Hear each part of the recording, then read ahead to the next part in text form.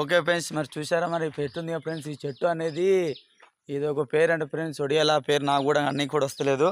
ఇగో friends, ఈ యొక్క beans అనేది దీని లోపల ఒకటి విత్తనం ఉంటుంది అంటే ఈ పండు లోపల ఇది అనేది ఇలా తీసేది ఏంటంటే మన మేకలు ఉంటాయి కదా, మేకలు ఆ మేకలు అనేటివి మన బర్రెలు కానీ మేకలు కానీ తింటాయి అంటే అవి ఈ పండ్లు మనసు తినకుండా పండ్లు అవి తింటాయంట.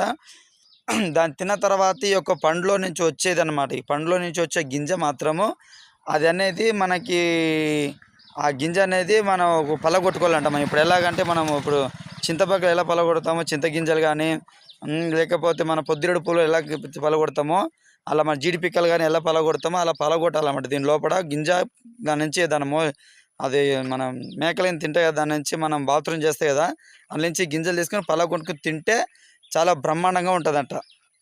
చాలా బ్రహ్మాండంగా ఉంటుందంట. తిన్న తర్వాత నీళ్ళు తాగితే ఇంకా మంచిగా ఉంటుందంట. ఇందా చెప్పాడు ఫ్రెండ్స్, ఆ ఒడియాలో మనం కూడా అర్థం కదా, అబ్బాయి కూడా